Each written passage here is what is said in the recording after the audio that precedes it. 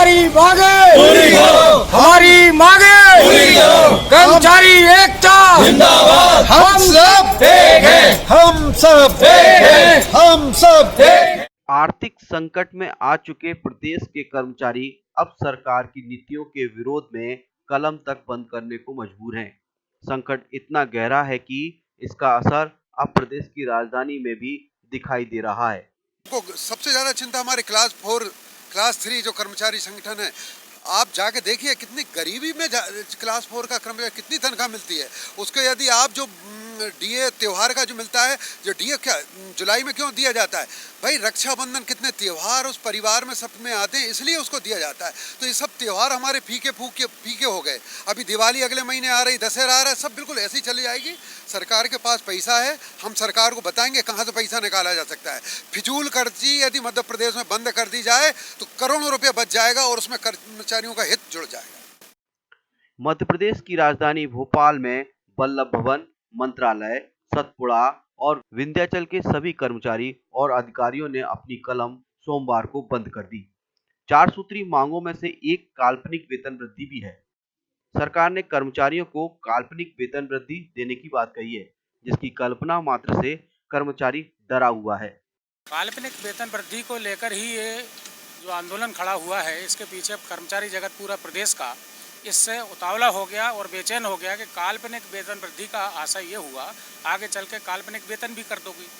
काल्पनिक शब्द ही इतना खराब है कर्मचारी जगत के लिए कि अगर हम काल्पनिक वेतन वृद्धि दे रहे हैं, काल्पनिक वेतन दे रहे हैं, तो काल्पनिक काम भी करेंगे।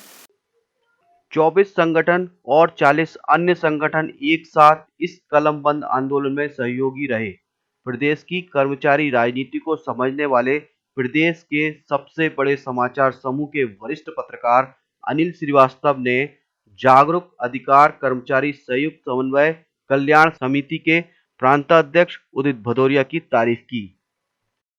इतने कम समय में अगर राजधानी के कर्मचारी सड़कों पर आ गए, प्रदेश के अन्य जिलों के, कस्बों के, ब्लॉकों के, तो ये जो समाचार आ रहे हैं चौतरफा कि आंदोलन बहुत सफल रहा, ये इस बात का प्रमाण है कि पहली बार कर्मचारियों में एक एकता देखने को मिली है।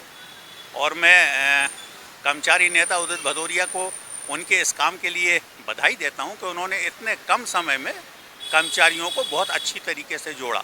सबसे बड़ी बात है, उदित भदौरिया जी ने पहले ही एक बात बोल दी थी कि कर्मचारी संगठन जो नया हमने बनाया है वो किसी दल विशेष या नेता विशेष से नहीं जोड़ा, ये प्योरली कर्मचारियों का है, कर्मचारियों का संगठन और कर्मचारियों के लिए ही संघर्ष करेगा।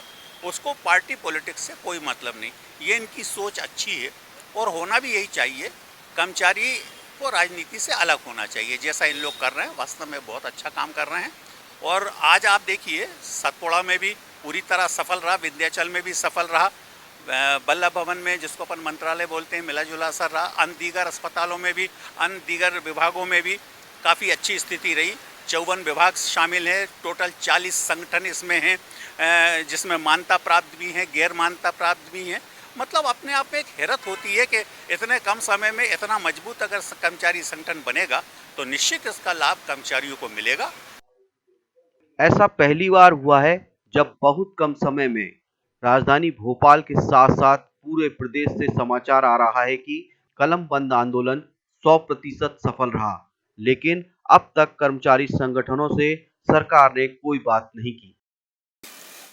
और हमारी केवल शासन से यही थी मांग कि कम से कम शासन हमको बुलाए और चर्चा करे, हम उसका सलूशन हम देने के लिए तैयार हैं। हमारे पास सलूशन है। शासन कोरोना के सपोर्ट साथ में कर्मचारियों का अहित ना करे, ये हमारा मेन मुद्दा है। कलमबंद आंदोलन की सफलता का संदेश जब सरकार के मंत्री तक पहुंचा तो मध्य प्रदेश की शिवराज सरकार के वित्त मंत्री कर्मचारियों को धैर्य रखने की बात कहते हैं। माननीय मुख्यमंत्री जी ने आग्रह किया है और अपील भी की थी, इस कोरोना के संकट में जो भी कर्मचारियों को लाभ मिलना है, या वेतन वृद्धि का हो, चाहे वो एरियर का हो, जो भी है वो मिलेगा। लेकिन थोड़ा सामान्य स्थिति हो जाएगी तो जरूर मिलेगा। सरकार इसके लिए कोई मना नहीं कर रही है। माननीय मुख्यमंत्री जी सार्वजनिक तौर से कह चुके हैं कि भाई अभी कोरोना का संकट चल रहा है, अभी सामान्य स्थिति हो जाए। चुनाव होने जा रहे हैं, चुनावों में करोड़ों रुपए खर्च होते हैं। विकास कार्यों के लिए सरकार ने खजाने खोल दिए हैं। जिन क्षेत्रों में उपचुनाव होने हैं वहाँ पे सरकार करोड़ों रुपए के विकास कार्य करवा रही है। क्या जरूरत थी आपको विकास कार्य करवाने की? अगर आपको वास्तव में चुनाव लड़ना है तो आप उसी स्थिति में लड़ो जिस स्थिति में कांग्रेस लड़ रही है। आप एक तरफ उधर करोड़ों रुपए लगा रहे हो, इधर कर्मचारियों के जेब पे डाका डाल रहे हो, ये तो कोई बात ही नहीं होती। अब देखना यह है कि कर्मचारियों की 4 सूत्रीय मांगों को शिवराज सरकार आर्थिक संकट के दौर में कब तक पूरा करती है, या फिर कर्मचारी अधिकारियों के विरोध को काल्पनिक मानती है। लॉयन न्यूज के लिए केवल कृष्ण त्रिपाठी, भोपाल, मध्य प्रदेश। हम सब लॉयन न्यूज से जुड़ने के लिए lionnews.in पर जाए या हमसे संपर्क करें। हमें मध्य प्रदेश के सभी जिलों में संवाददाता चाहिए। संपर्क करें 9826382227 या अपना बायोडाटा हमें lionnews2012@gmail पर भेजें। लॉयन न्यूज को सब्सक्राइब जरूर करें और हाँ, लाइक करना न भूलें। इससे हमारे प्रयासों को मिलता है बल। हमको पता भी चलता है कि हमारा काम आपको पसंद आ रहा है। मध्य प्रदेश की राजधानी के जहांगीराबाद इलाके में स्थित पशु आसरा वन जीव से जुड़ी तस्करी का केंद्र बना हुआ है। इसका खुलासा एक उल्लू की मौत से हुआ है। मामला तब सामने आया जब उल्लू को पशु आसरा पहुंचाने वाले व्यक्ति ने मरने के बाद उल्लू के शव से नाखून गायब होने की शिकायत वन विभाग को की। उल्लू को वन विभाग के उड़नदस्ता प्रभारी डिप्टी रेंजर राजकिरण चतुर्वेदी ने पशु आसरा से अपने कब्जे में लिया और 3 आरोपियों को रवि झारिया, अर्जुन मिश्रा व एक अन्य को पकड़ा। इसके बाद डिप्टी के निर्देश पर उल्लू को अहमदपुर डिपो में जला दिया गया। पकड़े गए आरोपियों में से एक ने मैडम का नाम लिया है, लेकिन उनको आरोपी बनाने में पसीने निकल रहे हैं वन विभाग के आला अधिकारियों के।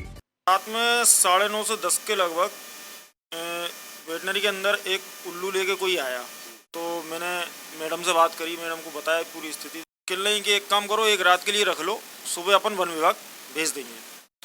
10 बजे का उन्हें टाइम दिए कि 10 बजे आप आ जाना और ले जाना इसको, आप वन विभाग भेज देंगे। तो वो समथिंग 10-10:30 11 के समथिंग वो आए होंगे।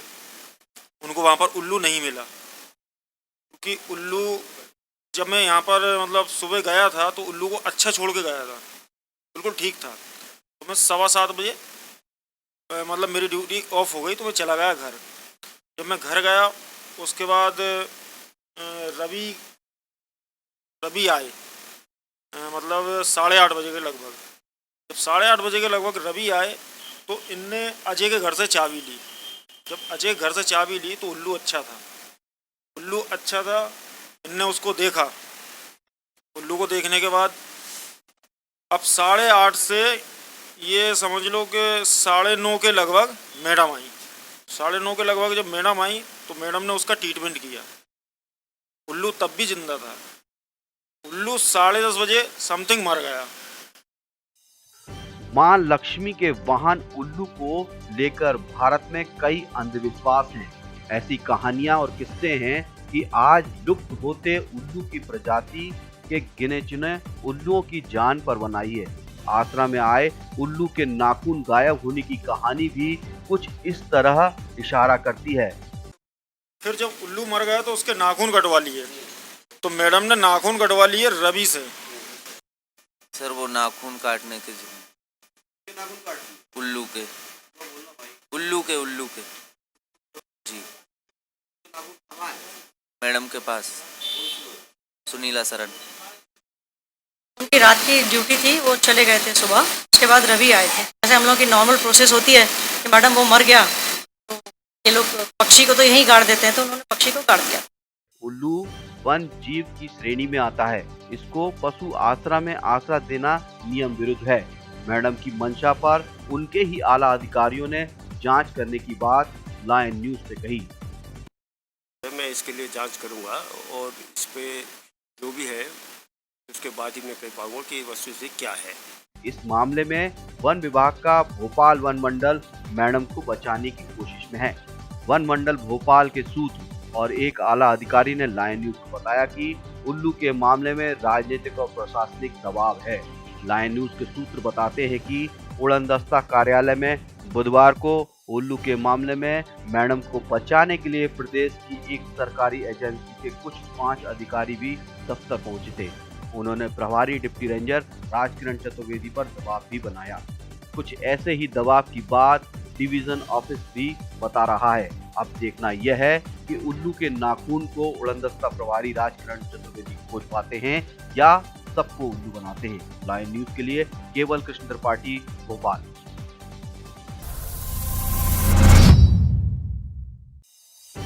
मध्य प्रदेश की राजधानी में वन विभाग के उड़नदस्ता प्रभारी राजकिरण चतुर्वेदी की अवैध वसूली के खिलाफ अब लकड़ी कारोबारी खुलकर सामने आ गए हैं। मामला एक ही दिन में एक ही स्थान एक ही व्यक्ति के नाम वन उपज का टीपी पास जारी होने के बाद संबंधित वन उपज के तमाम दस्तावेज सही होने के बाद भी दोनों ट्रकों को पकड़े जाने का है। कारोबारियों ने आरोप लगाया है कि उड़नदस्ता प्रभारी राजकिरण चतुर्वेदी ने एक टीपी पास के ट्रक को 80,000 रुपए लेकर छोड़ दिया, जबकि दूसरे टीपी पास के ट्रक के मालिक ने उड़नदस्ता प्रभारी को रुपए देने से मना कर दिया। राजकिरण ने उसकी गाड़ी को जब्त कर डिपो में खड़ा कर दिया। टीपी का ये इशू टीपी बिल्कुल राजगढ़ जिले से काटी गई है एसडीओ साहब ने, और नरसिंहगढ़ रेंजर डिप्टी रेंजर जो हैं उनकी मौजूदगी में गाड़ी भरी हुई है। उसके बावजूद भी गाड़ी पकड़ी गई, ये कहकर इसमें इमारती लकड़ी है। राजकिरण चतुर्वेदी जी ने 80,000 रुपये की मांग की है। अब इतने पैसे कहाँ से लेके आए? इस टीपी को ध्यान से देखिए। यह गाड़ी संख्या MP09 KP 5523 की है। इसको दिनांक 25 जून 2020 को जारी किया गया है। इसकी पुस्तक क्रमांक 030346 है। इसकी पृष्ठ संख्या 35 है। इस गाड़ी को कोटरी कला नरसिंहगढ़ रेंज ब्यावरा डिवीजन राजगढ़ से जारी किया गया है। टीपी के अनुसार गाड़ी में वन उपज राम नारायण की है, जिसमें एक ट्रक जलाऊ लकड़ी लोड होना बताया जा रहा है, जो भोपाल के लिए है। अब इस दूसरी टीपी को भी ध्यान से देखिए। इसकी गाड़ी का नंबर RJ20 GA 5878 है। इसको भी 25 जून 2020 को जारी किया गया है। इसकी पुस्तक क्रमांक 030346 है और पृष्ठ संख्या 34 नंबर है। यह गाड़ी को भी कोटरी कला नरसिंहपुर रेंज ब्यावरा डिवीजन राजगढ़ से जारी किया गया है। टीपी के अनुसार गाड़ी में वन उपज राम नारायण की ही है, जिसमें एक ट्रक जलाऊ लकड़ी लोड किया जाना बताया जा रहा है, जो भोपाल के लिए जारी हुई है।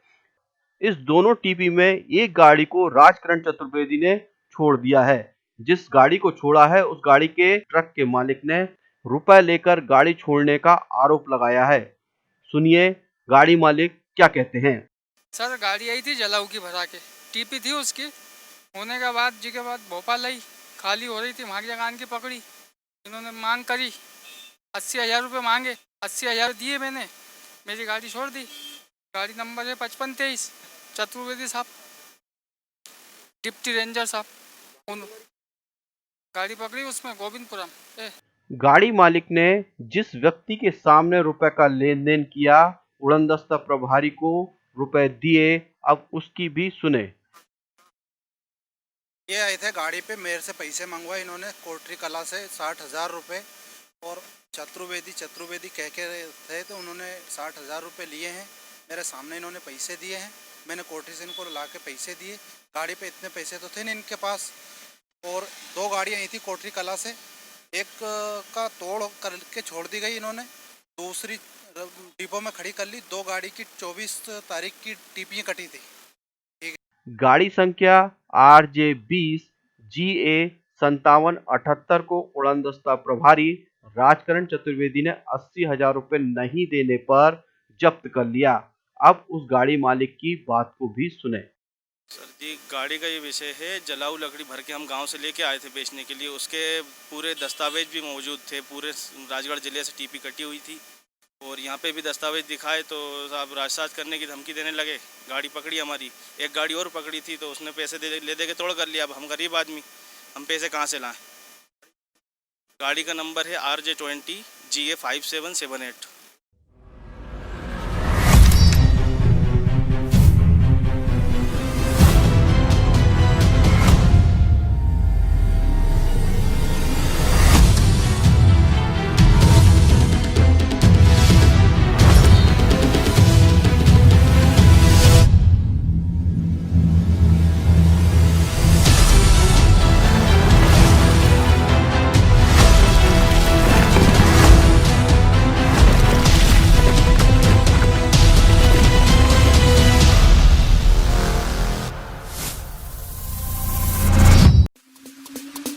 लायन न्यूज से जुड़ने के लिए lionnews.in पर जाए या हमसे संपर्क करें। हमें मध्य प्रदेश के सभी जिलों में संवाददाता चाहिए।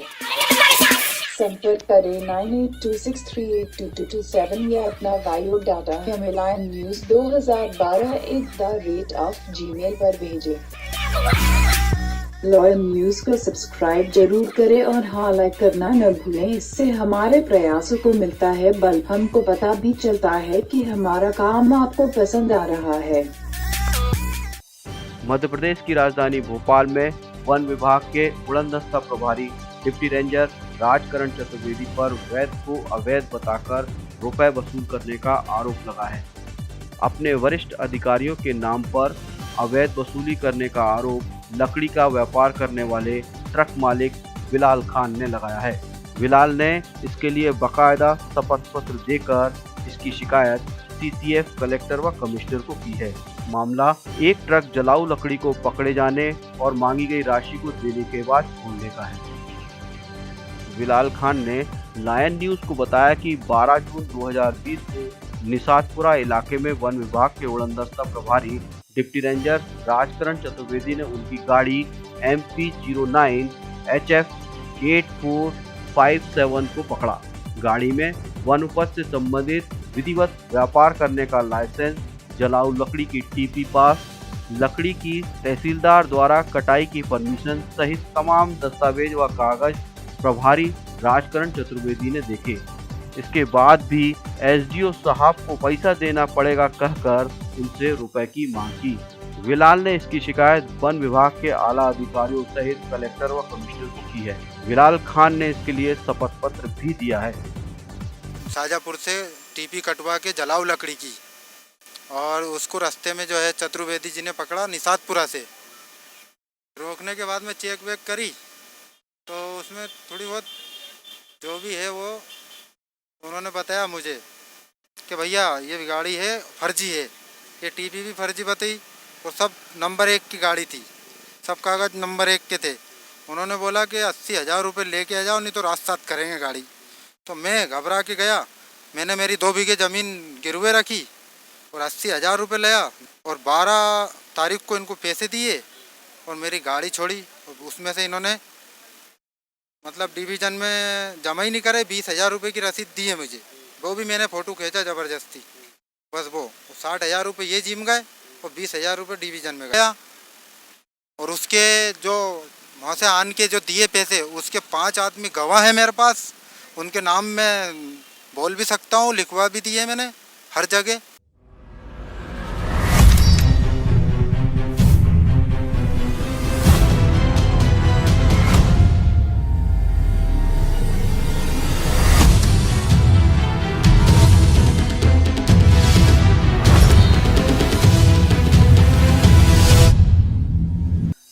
मध्य प्रदेश में भारतीय जनता पार्टी की शिवराज सरकार ने पिछले कुछ महीनों में प्रदेश के अधिकारी कर्मचारियों को आर्थिक संकट में डाल दिया है।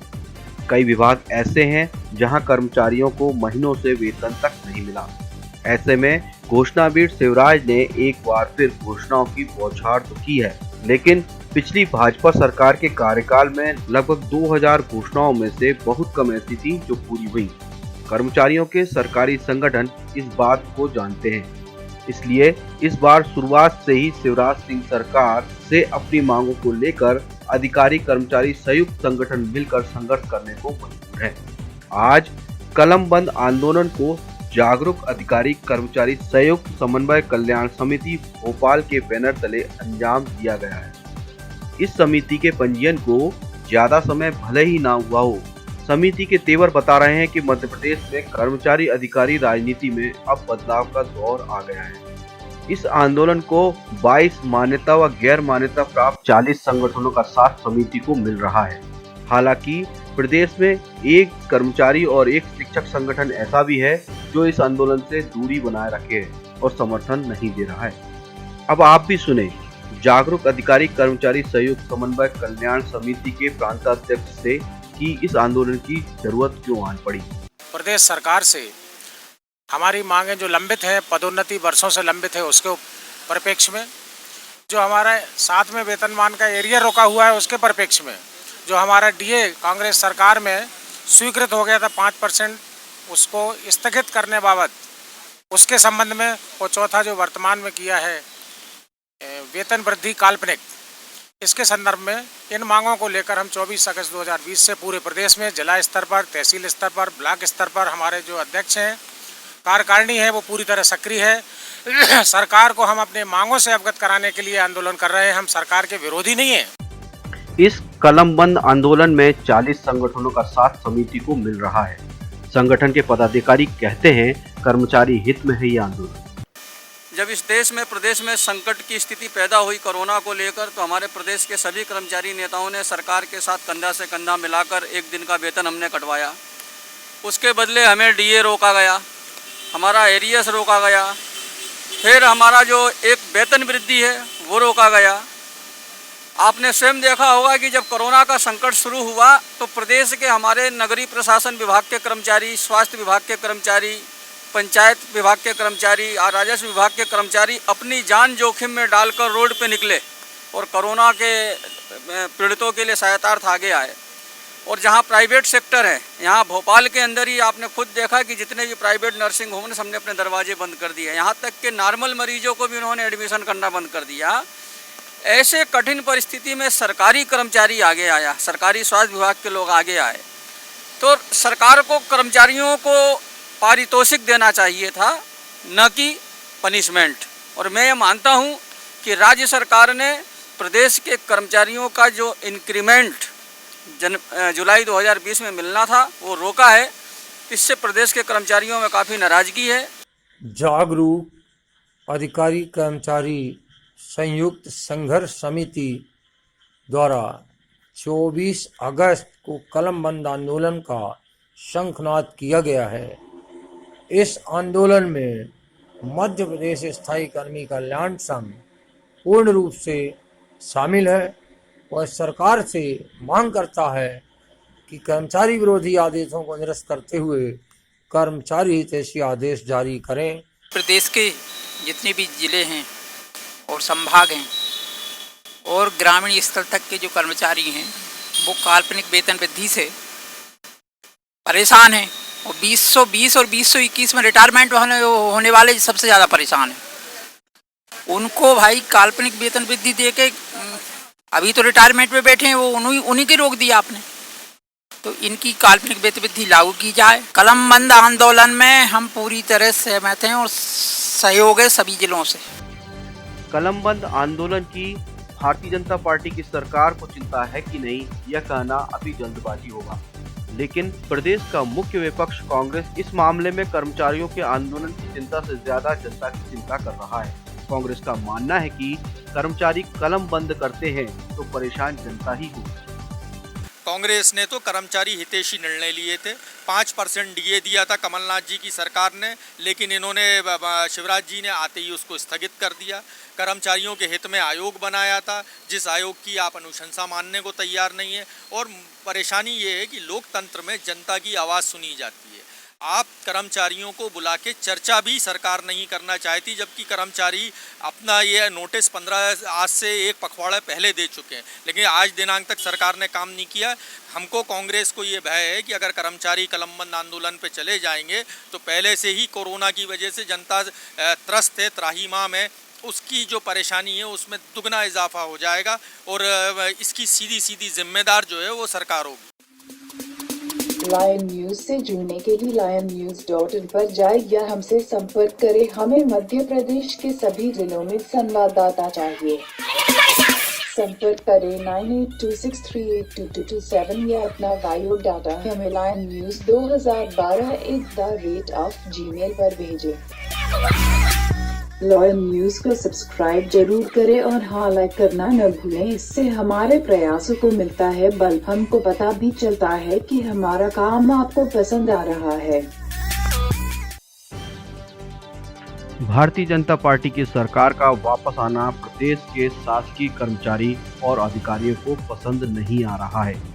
सरकार कोरोना के नाम पर कर्मचारी और अधिकारियों को आर्थिक संकट में डाल रही है। मध्य प्रदेश में शासकीय कर्मचारी और अधिकारी प्रदेश की शिवराज सिंह सरकार से दुखी हैं। हर माह 3 से 30 हजार का नुकसान शासकीय कर्मचारियों और अधिकारियों को हो रहा है। आगामी दिनों में सरकार के खिलाफ प्रदेश के सभी कर्मचारी संगठन मिलकर विरोध करने जा रहे हैं। इसकी जानकारी प्रदेश सरकार और प्रशासन को भी है। सरकार ने जो कर्मचारियों को जुलाई में वार्षिक वेतन वृद्धि लगनी थी उसको काल्पनिक बना करके अभी उसका वास्तविक लाभ नहीं दिया जा रहा है। इसके पहले सरकार ने कर्मचारियों का महंगाई भत्ता जुलाई 2021 तक के लिए स्थगित कर दिया। साथ ही में कर्मचारियों को जो वेतन निर्धारण की तीसरी किस्त मई माह में मिलनी थी वो भी सरकार ने रोक दी है। इन सारी चीज़ों को चलते हुए जो मध्य प्रदेश के अधिकारी और कर्मचारी हैं उन लोगों को 3,000 रुपये से लेकर के 30,000 रुपये तक का प्रति माह नुकसान हो रहा है। एक और जहां मार्केट में अनाज, सब्जी, दाल और सभी चीज़ों के भाव बढ़ गए हैं, ऐसे में कोरोना के नाम पर कर्मचारियों की तनख्वाह लगातार कम कर देने से कर्मचारियों पर आर्थिक संकट आ गया है। साथ ही उनमें ज़बरदस्त नाराज़गी भी बढ़ गई है। इन सभी मुद्दों को नज़र रखते हुए मध्य प्रदेश अधिकारी कर्मचारी समन्वय संयुक्त संघर्ष समिति ने 24 अगस्त को पूरे प्रदेश भर में लाखों कर्मचारियों को आह्वान किया है कि वे अपना विरोध दर्ज करने के लिए कलमबंद हड़ताल करें। हमने इसकी सूचना मुख्य सचिव महोदय और माननीय नरोत्तम मिश्रा गृह मंत्री को भी सौंप दी है। साथ ही जो मध्य प्रदेश के अन्य मान्यता प्राप्त और गैर मान्यता प्राप्त कर्मचारी संगठन हैं वो भी सारे के सारे इस आंदोलन में सहभागिता कर रहे हैं और ये एक सांकेतिक आंदोलन होगा। अगर सरकार इसके बाद भी नहीं चेतती है तो मध्य प्रदेश के पूरे अधिकारी और कर्मचारी एक बड़ा आंदोलन करने के लिए विवश होंगे।